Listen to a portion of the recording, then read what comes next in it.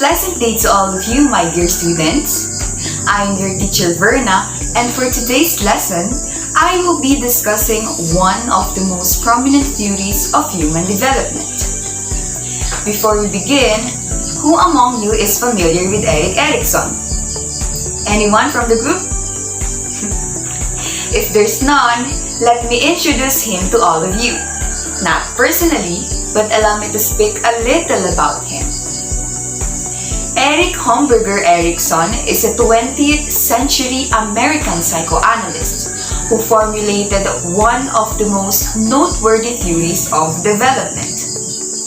Erikson's commentaries on individual identity, politics, culture, and the interaction between psychology and history had captivated much curiosity from people and left a great contribution to professional approaches to psychosocial problems. Among the theories he formulated, the psychosocial development theory is his best-known work, which contemplated that people undergo 8 stages of development. So now that we have a background on the proponent of the theory, let us now move forward to discussing our main topic for today's class. The 8 stages of psychosocial development theory. Stage 1. Oral sensory stage. The conflict in this stage is trust versus mistrust. The first developmental stage starts as an infant. It involves the oral learning period, which is why it is referred to as the oral stage. The primary goal of newborn babies is to feed on their mother's breasts.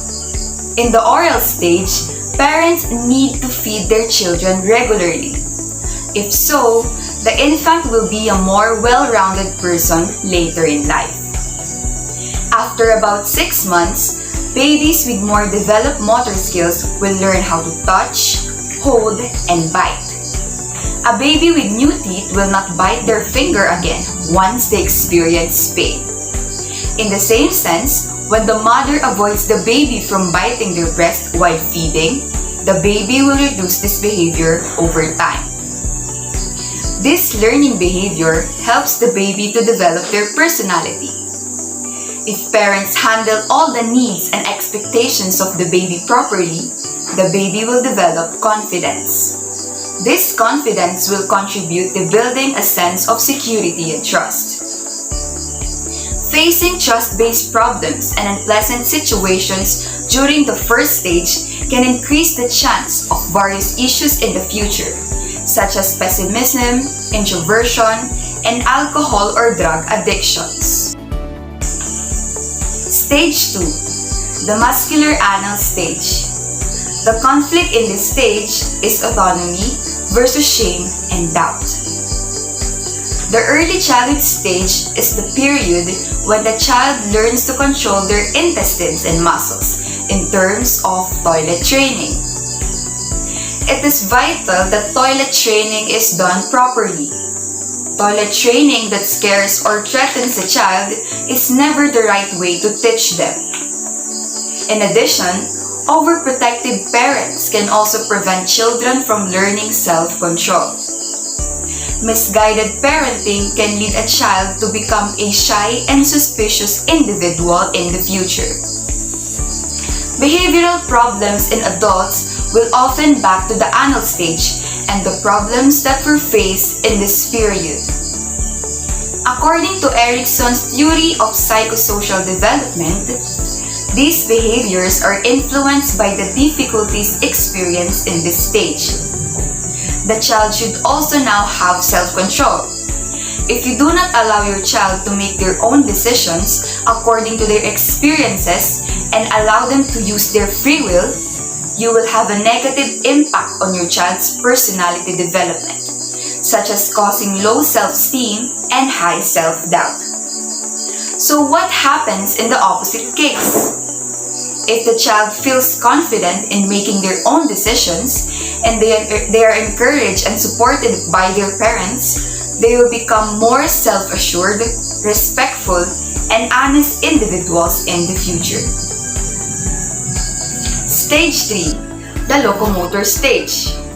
The conflict in this stage is initiative versus guilt. As children start their preschool stage, they can express themselves more easily and use their language and motor skills. This stage is also known as the Palic-Oedipal period. One of the most significant features of this stage is being curious about sex. Children may touch their sexual organs, touch the sexual organs of their friends, and even play sexual games. This is driven by their curiosity, so parents should not accuse or punish the child. Children who are humiliated, subject to violence, or punished because of their curiosity will be devastated. The consequences of this kind of behavior appear at later ages. Sexual problems and depression in adulthood are usually due to negative experiences between the ages of 3 to 5 years old. This is also a period when a child will establish relationships with their friends. There may be some aggressive behaviors, but they can easily be resolved with games or toys. Of course, the guidance of parents is important. Parents should not use violence to discipline their children who are aggressive. This will only increase their tendency for violence later in life. If this period is approached carefully and positively, the child will most likely to grow up to be an individual who is respectful and responsible. One might have realized that with every stage, a new behavior appears in the child, and the environmental reactions are crucial in shaping their development. Every new behavior and the subsequent parental reactions will further develop a child's personality. Stage 4, the latency stage. The conflict in this stage is industry versus inferiority. At stage 4, children reach their school age. This is a stage where children develop social relationships and increase their productivity and learning. Children will learn how to finish tasks on their own, unaided, take help when they are in need of it, and help others. Also, during this period, children will choose their role models. This is also a stage when children enjoy having a sense of accomplishment. Children who complete this stage successfully are satisfied with themselves and feel competent, and will not develop an inferiority complex. On the other hand, children who experience failure during this period can begin to doubt their abilities. Even though education and schooling are very important, it should not be forgotten that education begins in the family.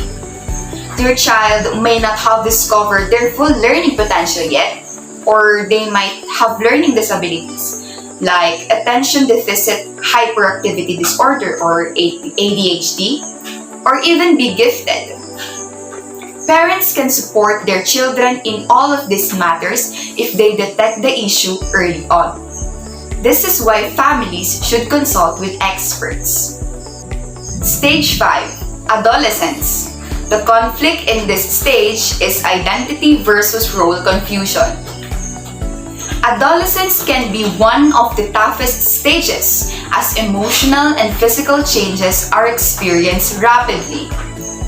During this period, the individual desires to find their own identity. They search and question habits, perspectives on life, beliefs, and thoughts. Behavior disorders may surface throughout these years, but over time, these behaviors eventually decrease or disappear. Young people seeking to understand their own identity may join several social groups, such as political or social responsibility groups. This is also a time when adolescents care excessively about their physical appearance. Towards the end of this stage, adolescents will experience the desire to stand on their own feet, and they will feel anxiety about the future and have thoughts of leaving home and their parents.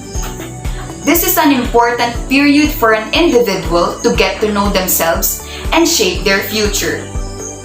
If any negativity is experienced in the previous stages, an adolescent may succumb to alcohol and nicotine addiction, petty crimes, and similar negative behaviors.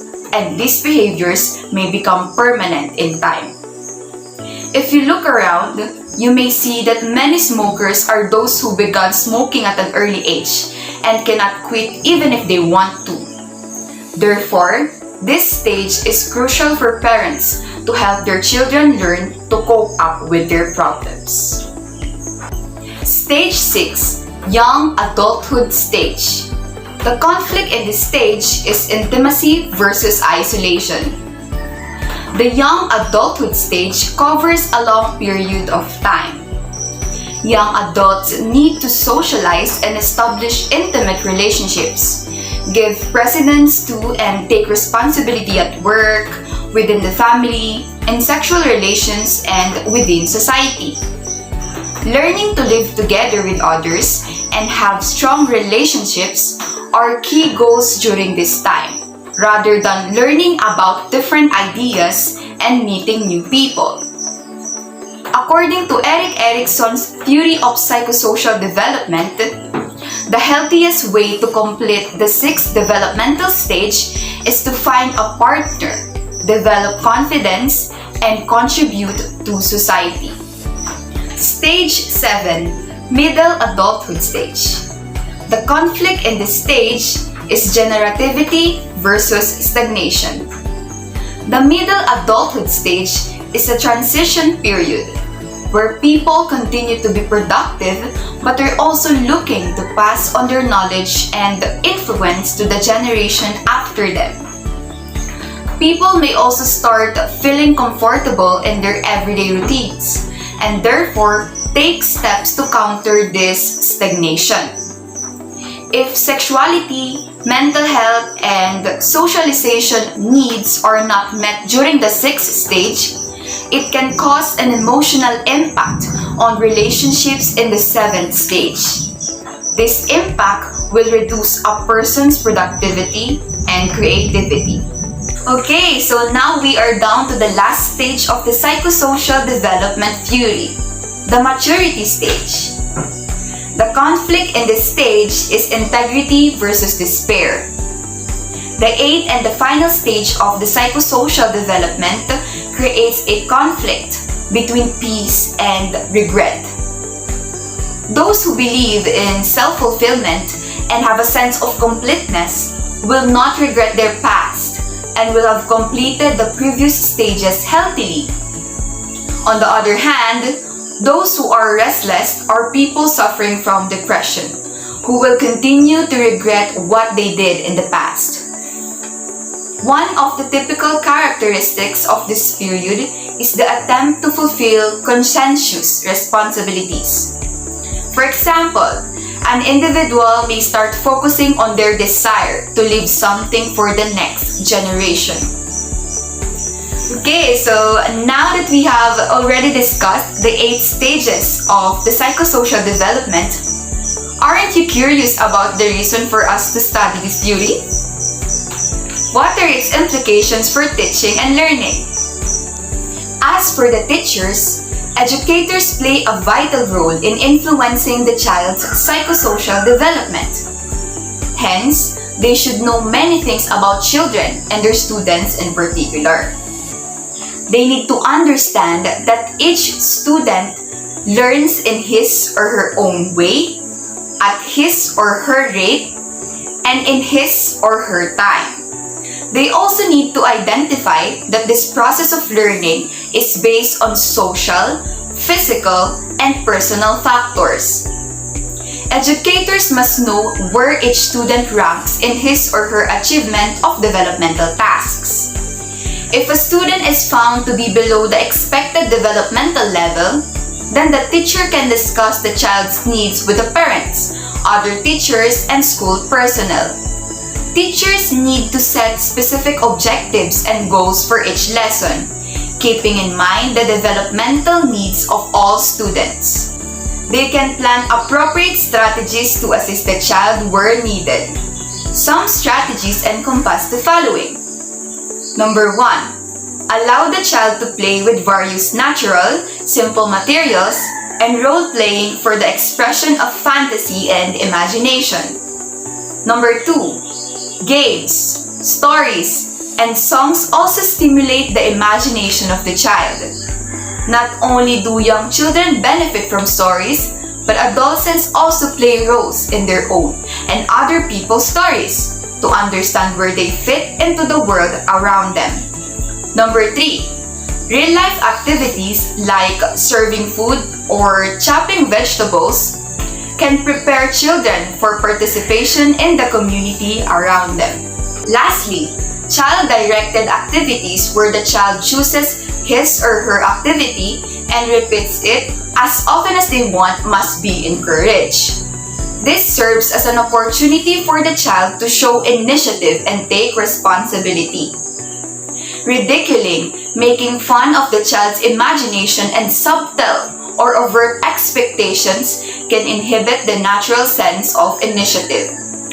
Also, the child's initiative can be distorted by linking it to reward and performance. Lying should be dealt with sensitivity at this stage, as children tend to create imaginative stories which may not be similar to lying. Discouraging initiative by encouraging guilt or shame may lead to a repressed child or to one who does things using cunning tricks. Overall, Erikson's psychosocial theory is a very powerful way of building self-awareness and improving oneself, as it helps to understand persons' learning according to their personal differences.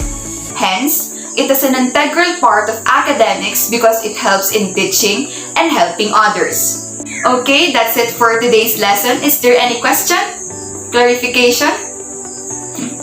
Okay, seems like you clearly understand our topic today. If that is so, then I'll be seeing you again next week. Goodbye, class!